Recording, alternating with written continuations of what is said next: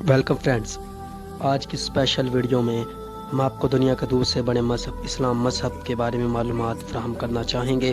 اس کا آغاز، اس کی تاریخ اور اس کی موجودہ حالت کے بارے میں بھی بتائیں گے۔ پہلے ہم اس کی تاریخ کی طرف بڑھتے ہیں۔ دوستو، اس مذہب کو دنیا میں حضرت محمد صلی اللہ علیہ وآلہ وسلم لے کر آئے۔ ان کا یہ ماننا تھا کہ صرف اللہ ہی معبود ہے اور اس کے سوا کوئی خدا نہیں۔ دوستو، وہ 574 عیسوی کو مکہ مکرمہ میں پیدا ہوئے، جو کہ سعودی عرب کا مشہور شہر ہے اور اس وقت بھی تھا۔ دوستو، ابھی وہ پیدا ہی نہیں ہوئے تھے کہ ان کے والد صاحب، جن کا نام عبداللہ تھا، وہ فوت ہو گئے تھے۔ مطلب یہ ہوا کہ جب وہ اس دنیا میں آئے تو وہ خود بھی یتیم تھے۔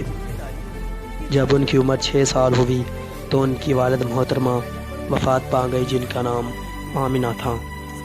پھر ان کی پرورش ان کے دادا عبد المطلب کے ذمے ہوئی۔ جب حضرت محمد صلی اللہ علیہ وآلہ وسلم 8 برس کے ہوئے تو وہ بھی وفات پا گئے۔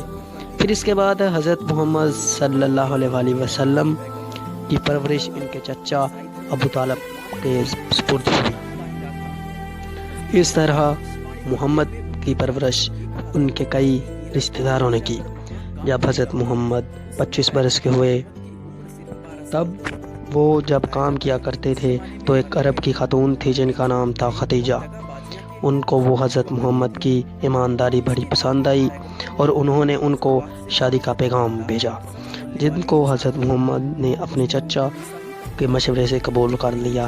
جب حضرت محمد کی عمر 40 برس ہوئی تو ان کو اللہ کی طرف سے علم حاصل ہوتا ہے اور وہ اپنے دین یعنی کہ دین اسلام کی تبلیغ کرنے کے لیے کام سٹارٹ کرتے ہیں۔ لیکن جب انہوں نے اپنے اس مذہب کا آغاز کیا تو اس وقت وہاں کے لوگوں نے ان کے خلاف بہت سے کام کیے۔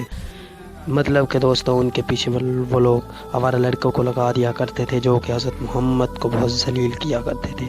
لیکن پھر بھی انہوں نے اپنے خدا یعنی اللہ کا پیغام پوری دنیا میں پھیلانے کی بھرپور کوششیں کی۔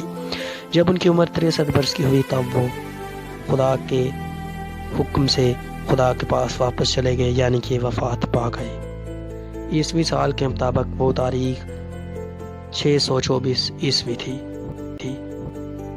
ان کے وفات کے بعد ہی یہ مسئلہ سب کو ستانے لگا کہ اب اسلام کی باغ دوڑ کو کون سنبھالے گا۔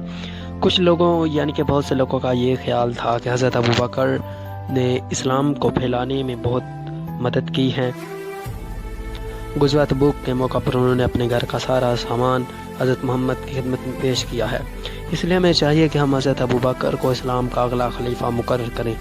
لیکن کچھ دوسرے لوگوں کا یہ خیال تھا کہ حضرت علی حضرت محمد کے داماد اور چچا زاد بھائی تھے، اور اس کے علاوہ جب حضرت محمد نے اپنے آخری حج پر یہ فرمایا تھا، حضرت علی کا ہاتھ پکڑ کر کے جن کے لیے میں مولا ہوں ان کے لیے علی بھی مولا ہے۔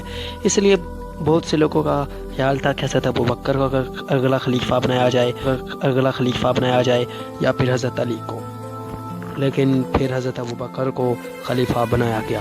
پھر اس کے بعد حضرت عمر خلیفہ بنے، حضرت عمر کے بعد پھر حضرت عثمان بنے اور پھر حضرت علی بنے۔